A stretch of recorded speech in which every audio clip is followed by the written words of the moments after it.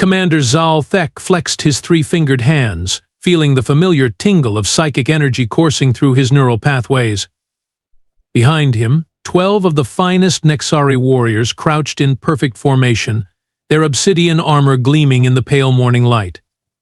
This was supposed to be easy, routine even. Humans were soft, fragile creatures with barely functional minds. No psychic defenses, no real weapons to speak of, just flesh and bone and whatever primitive tools they could cobble together. Remember, Zal'thek whispered through their shared mental link, his voice dripping with casual arrogance. We need prisoners for the neural mapping project. Try not to liquefy their brains completely. The human settlement sprawled before them like a child's toy village. Flimsy wooden structures, dirt roads, and not a single energy shield in sight. Pathetic, really.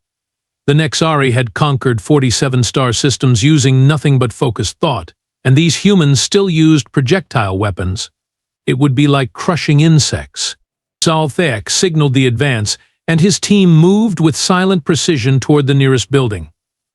The plan was simple: paralyze the humans with psychic shock, sort through their minds like filing cabinets, and drag the useful ones back to the mothership.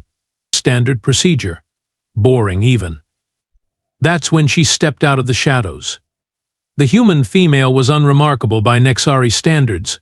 Medium height, brown hair tied back in some crude fashion, wearing what appeared to be combat gear held together with metal tape and stubborn determination.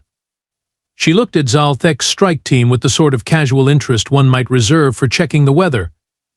Well, she said, her voice carrying an odd mixture of amusement and resignation. Looks like the circus is back in town. Zal'thek almost laughed. The audacity of this creature, standing there alone against 13 apex predators. He prepared to demonstrate exactly why the Nexari ruled the galaxy, gathering his psychic energy for a soul-crushing display of power. The human bent down, scooped up a handful of dirt from the ground, and threw it directly into Zal'thek's face. Sand. Common, ordinary sand. Zal'thek blinked in bewilderment, spitting grit from his mouth. The sheer primitive simplicity of the attack was so unexpected, so absurdly low-tech, that for a moment his superior intellect simply stalled. Then rage took over. "You dare?" he hissed, channeling every ounce of his psychic might into a devastating mental assault. This wasn't just going to paralyze the human. This was going to rip her soul from her body and scatter the pieces across 17 dimensions. No creature had ever survived a full-power Nexari mind strike. The psychic energy hit the human female like a cosmic freight train loaded with concentrated hatred and existential terror. She stumbled backward, her eyes rolling up until only the whites showed. Blood trickled from her nose, her body convulsed once, twice, then went completely rigid. And then, impossibly, she smiled. "Brianna Kowalski," she said conversationally, wiping the blood from her face with the back of her hand. "But everyone calls me Brick. And buddy, you just made the second biggest mistake of your very short life." What Zal'thek whispered, his voice barely audible, what was the first? Brianna turned away from the group of stunned aliens, her movements casual despite the fact that her eyes had gone completely white. Not rolled back white, not unconscious white, but milk glass blind white, like someone had poured paint over her pupils. She walked with the confidence of someone who knew exactly where she was going, even though she was clearly, obviously, medically blind. The first mistake she called over her shoulder, her voice cheerful as a morning radio host, was thinking we hadn't figured out your little brain melting party trick by now. Zal'thek's mind reeled. This was impossible. Completely, utterly, fundamentally impossible. He had just performed a Category 9 psychic assault, the kind of mental attack that could reduce a Korthak battlecruiser crew to drooling vegetables. The human should be dead. More than dead, she should be scattered across multiple planes of existence, her consciousness torn into subatomic particles. Instead, she was walking away. Blind, yes, but walking away like she had just been mildly inconvenienced by a sneeze. "Sir," whispered Veltar, his second in command, through their mental link. "Her neural patterns, they're not showing any damage. At all. It's like the attack just bounced off." Zal'thek reached out with his psychic senses, probing the human's mind. What he found made his blood freeze in his veins. Where there should have been a broken, shattered consciousness, he found something that defied every law of mental physics he knew. The human's mind wasn't just intact, it was adapted, evolved, like looking at armor that had been specifically designed to deflect exactly the kind of attack he had just used. "How long have you creatures been preparing for us?" he demanded, his voice cracking with something that might have been fear.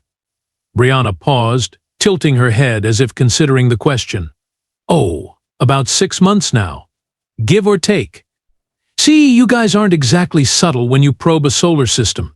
All that psychic energy leaves traces, signatures. We picked up your mental broadcasts 3 systems away." She laughed, a sound that somehow managed to be both warm and terrifying. "Did you really think we'd just sit around waiting for you to show up and scramble our brains?" The pieces clicked together in Zal'thek's mind like the components of a nightmare puzzle.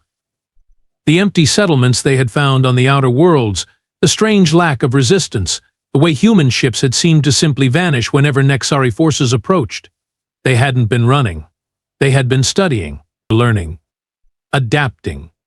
"Turns out," Brianna continued, her voice growing more distant as she walked further away, "human brains are remarkably plastic. Adaptable, you might say. Feed us enough low-level psychic energy over a few months. Let us get used to the sensation, and we develop natural defenses.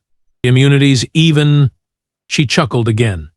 "Course, the process does have some side effects, like, say, permanent blindness. But hey, small price to pay for not having our souls ripped out through our nostrils, right?" Zal'thek felt something he had never experienced in 300 years of conquest, genuine terror. "You deliberately blinded yourselves? Your entire species?" "Not the entire species," Brianna corrected, her voice now coming from somewhere he couldn't pinpoint. "Just the volunteers. The ones crazy enough to think that giving up sight was worth being able to laugh in the face of psychic gods." Her voice turned cold, predatory. "We call ourselves the Watchers, which is ironic when you think about it. We can't see you coming, but we sure as hell can hear you, smell you, feel the displacement of air when you move." The silence stretched for a heartbeat, then another. Zal'thek realized he couldn't hear her footsteps anymore. Speaking of which, Brianna's voice whispered, impossibly close to his left ear, "You really should have brought more soldiers." Zal'thek spun around, his psychic senses flaring outward in desperation, but the human was already gone. How could something so primitive move so silently? Before he could process this question, the world exploded into chaos. "Contact left," shouted a voice from the human settlement, and suddenly there were more of them. 3 figures emerged from buildings that Zal'thek could have sworn were empty moments before. The first was a mountain of a human male, easily twice the mass of any Nexari warrior, wearing some kind of primitive armor that looked like it had been welded together in a scrapyard. His eyes were the same milky white as Brianna's, but where she had been graceful in her blindness, this one moved like a force of nature. He carried what appeared to be a modified projectile weapon that was far too large for any reasonable creature to wield. "Marcus Williams?" the giant announced cheerfully, hefting his weapon like it weighed nothing. "But you can call me Tank, on account of I'm about as subtle as one." The second human was smaller, female, moving with predatory grace despite her obvious blindness. She held 2 curved blades that gleamed with some kind of coating Zal'thek's sensors couldn't identify. "Elena Vasquez," she said, her voice carrying a slight accent. "I specialize in close-quarters problem-solving." The third was young, barely past adolescence by human standards, but he moved with the confidence of a seasoned warrior. His weapons were the most primitive of all, just lengths of sharpened metal attached to wooden handles. "Tommy Chen," he said with a grin that belonged on a predator, not prey. "I throw things really, really hard." Zal'thek's team immediately fell into combat formation, 12 of the galaxy's finest psychic warriors preparing to demonstrate why they ruled the stars.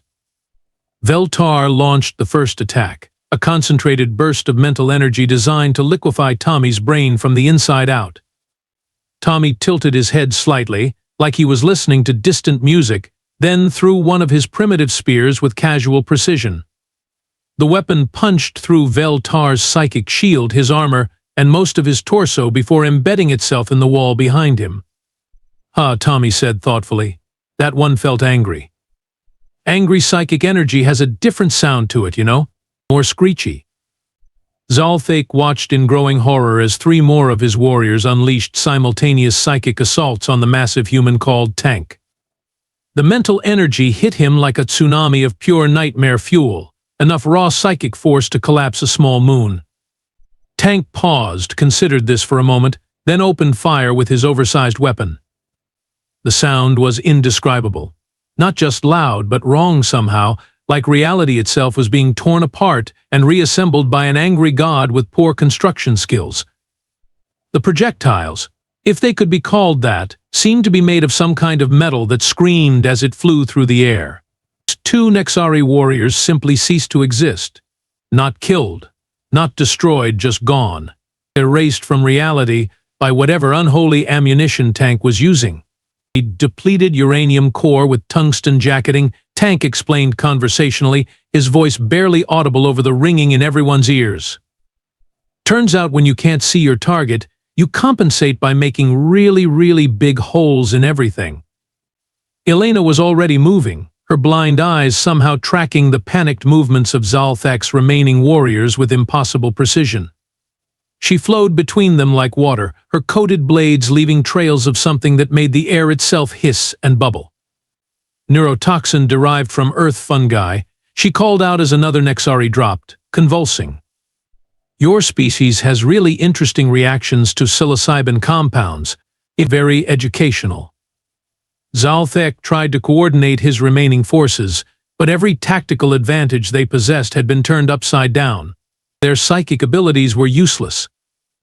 Their advanced armor couldn't stop primitive projectiles traveling at relativistic speeds. Their superior intellect meant nothing against opponents who fought with the casual insanity of creatures who had already accepted death. "This is impossible," he whispered, watching his elite strike team being systematically dismantled by blind humans using weapons that belonged in a museum. "Nah," came Brianna's voice from somewhere he still couldn't locate. "This is just Tuesday. You should see what we do when we're actually trying to impress someone." The last thing Zal'thek saw before Tank's next volley turned his cover into atomic dust was Tommy Chen catching one of his own thrown spears out of the air after it had ricocheted off 3 different surfaces, spinning it once for emphasis, and hurling it with enough force to puncture the hull of a starship. The young human was humming something that might have been a popular song while he did it. Zal'thek dove behind the twisted remains of what used to be a Nexari pulse cannon, his mind racing as he tried to comprehend the tactical nightmare unfolding around him. Half his team was down, their advanced armor proving about as useful as decorative foil against human ingenuity. The other half were scattered, their usual coordinated formation broken by opponents who seemed to fight with the organized chaos of a natural disaster. "Regroup on my position," he commanded through the mental link, but the response he received was pure panic. His warriors, elite soldiers who had conquered star systems, were being hunted through a primitive human settlement by 4 blind creatures who moved like they had sonar. That's when he noticed the sound. It wasn't just the obscene noise of Tank's weapon or the whistle of Tommy's projectiles. There was something else, something rhythmic and deliberate. Clicking sounds, almost like echolocation. The humans were clicking their tongues, tapping their weapons against surfaces, creating a constant symphony of acoustic information that painted the battlefield in sound. "Oh, you're starting to figure it out," came Brianna's voice, still impossibly difficult to locate. "Good for you. Most species take longer to realize we're not actually handicapped by the blindness."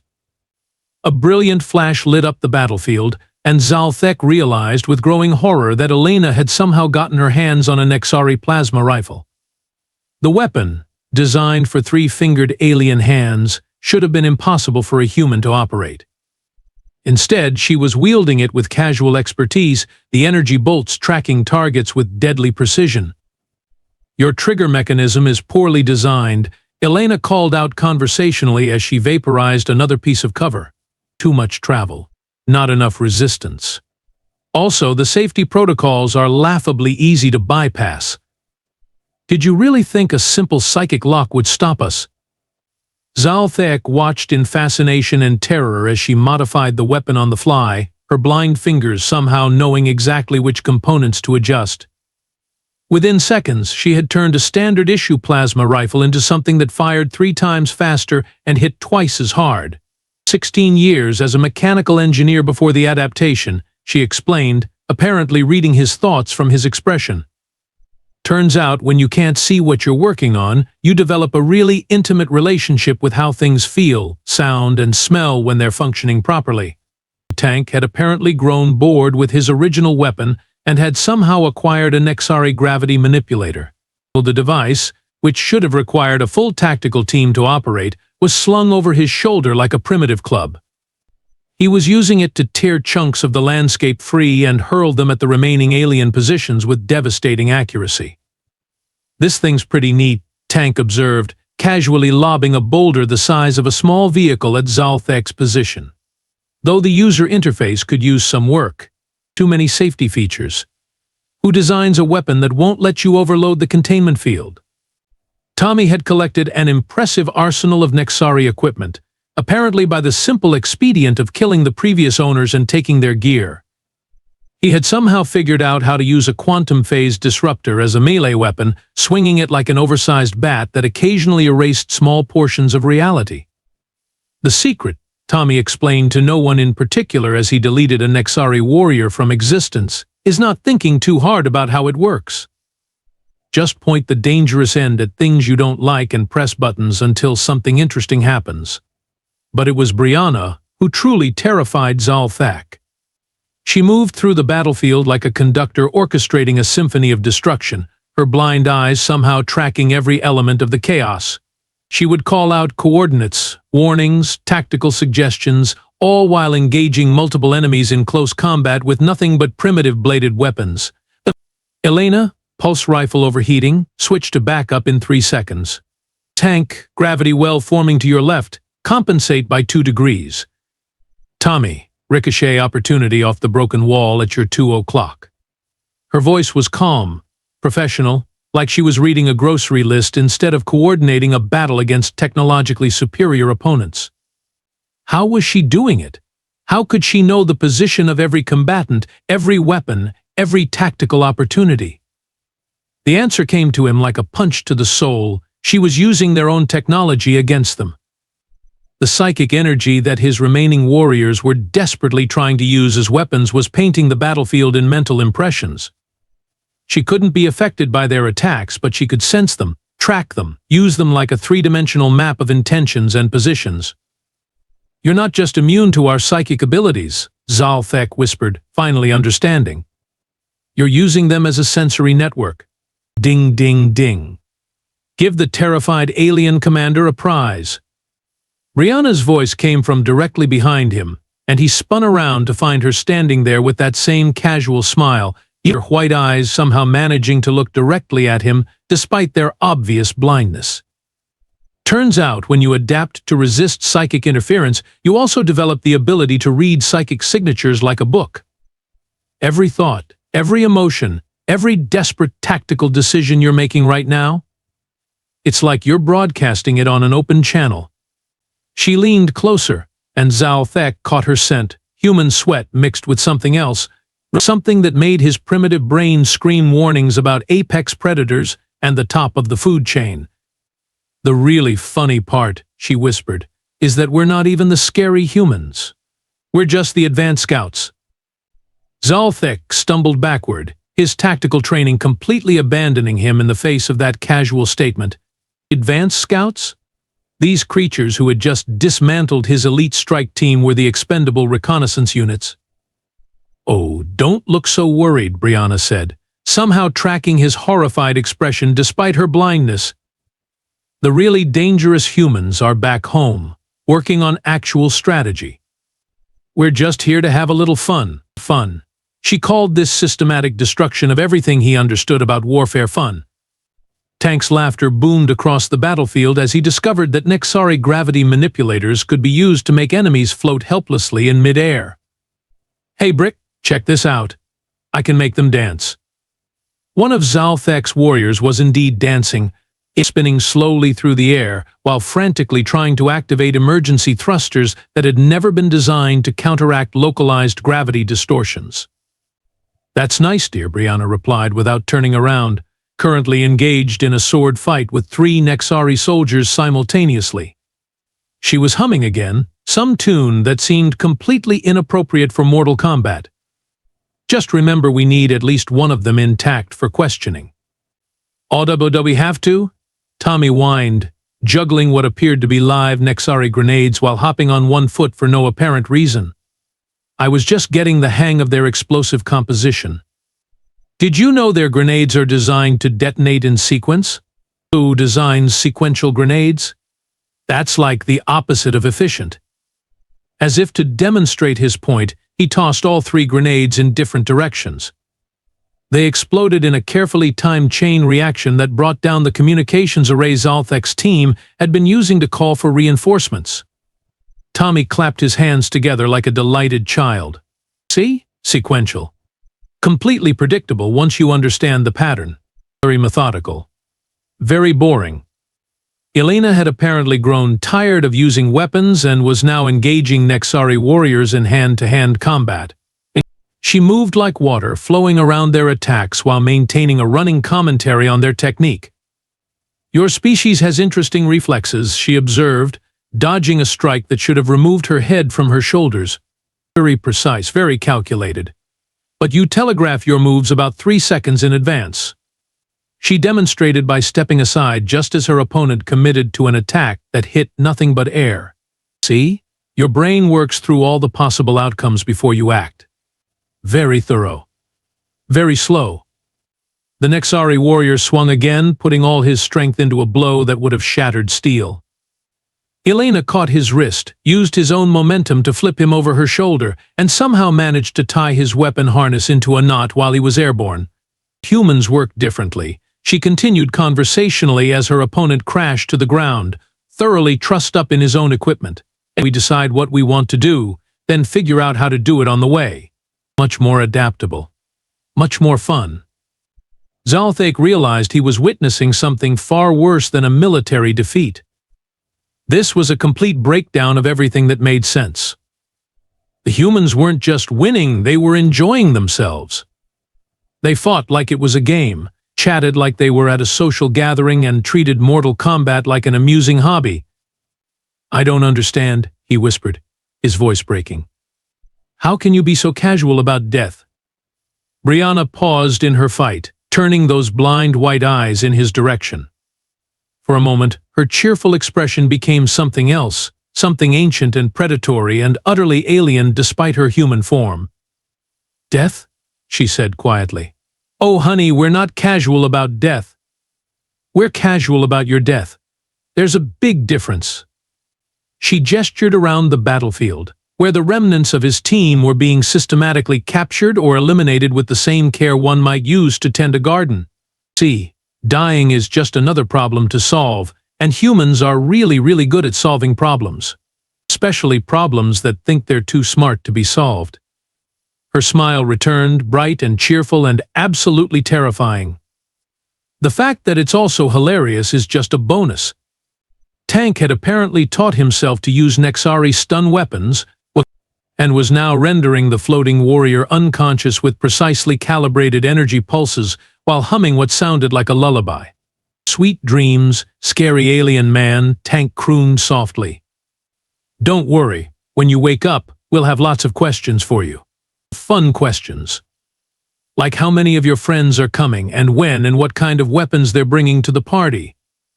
Tommy had begun arranging the captured Nexari equipment in neat piles, sorting them by function with the focused attention of a collector organizing stamps. "You know what the really funny part is?" Brianna asked, stepping closer to Zal'thek. "You probably still think you're the apex predators in this galaxy." That was the moment Zal'thek's nerve finally shattered completely. Everything his species had built their identity on, 300 years of galactic conquest, the absolute certainty that psychic superiority meant evolutionary dominance. All of it crumbled like sand castles before a tsunami. These weren't just soldiers being defeated. This was the fundamental order of the universe being turned upside down by creatures who hummed while they dismantled everything he believed about the nature of power. Retreat. He screamed into his communicator, abandoning all pretense of dignity. All units, immediate evacuation. Code Black. Code Black. Tank looked up from where he was gently tucking an unconscious Nexari warrior into what appeared to be an improvised sleeping bag made from alien armor plating. "AW leaving so soon? But we were just getting to know each other." Zal'thek ran, not withdrew tactically, not conducted a strategic repositioning, just ran like a terrified animal fleeing from something that wanted to eat it. Behind him, he could hear Tommy calling out helpful suggestions. "Hey, if you're going back to your ship, could you tell your friends we found their stealth technology really interesting? Elena's already figured out how to reverse the polarity on the cloaking matrix. Should make for some fun surprises next time." Zal'thek's remaining warriors were already at the extraction point, their faces showing the same shell-shocked expression he suspected was on his own. They had walked into this engagement as the galaxy's finest killers and were leaving as traumatized survivors of something that defied classification. "Sir," Veltar whispered, his voice shaking, "what do we tell Command? How do we explain that we were defeated by blind primitives using our own weapons?" Before Zal'thek could answer, Brianna's voice drifted across the settlement, carrying easily despite the distance. She was still back there, probably cleaning alien blood off her primitive blades, and she sounded like she was having the time of her life. "Oh, and Zal'thek," she called out cheerfully. "When you get back to your ship, do us a favor and send a message to whoever's in charge of your little invasion fleet. Tell them Earth says hello. Tell them we're looking forward to meeting the rest of the family. Tell them." Her voice took on that predatory edge again, the sound of something ancient and hungry stirring behind the casual humor. "Tell them we've been getting bored lately, and we could really use some decent entertainment." As their shuttle lifted off, Zal'thek looked down at the human settlement. 4 figures stood in the dirt road, waving goodbye like they were seeing off weekend guests. One of them, Tank, probably had somehow acquired a Nexari battle standard and was using it as an impromptu flag to wave farewell. They looked so small from up here, so fragile and primitive. But Zal'thek knew better now. He had seen what they really were beneath the soft flesh and cheerful attitudes. They weren't just survivors or fighters or even warriors. They were hunters, and they had just been given the scent. In the depths of space, 13 other Nexari strike teams were preparing for their own assaults on human settlements, confident in their superiority, certain of their victory. Zal'thek began composing his warning, knowing that nobody would believe him until it was far too late. Priority transmission, Nexari High Command from Commander Zal'thek, Strike Team Alpha Classification, Nightmare Protocol. Request immediate cessation of all operations in human space. Repeat. Do not engage human forces under any circumstances. The initial intelligence was catastrophically incorrect. Humans are not primitive. They are not defenseless. They have adapted to counter our primary advantage through deliberate self-modification. They sacrifice sensory organs to develop psychic immunity. They treat our advanced technology like toys. They fight like they find death amusing.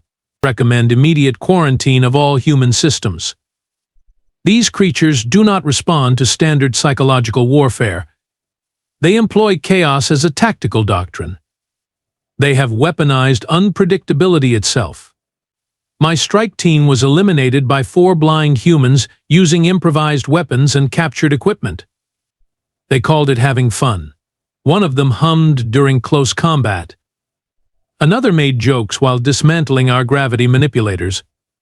They waved goodbye when we retreated. High Command, I have conquered 47 star systems. I have broken the will of species that had ruled for millennia.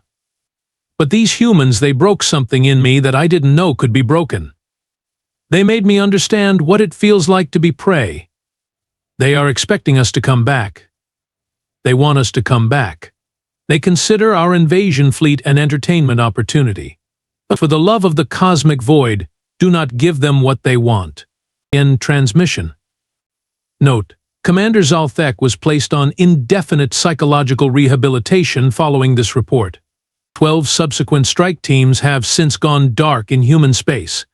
High Command continues to classify this as routine colonial resistance.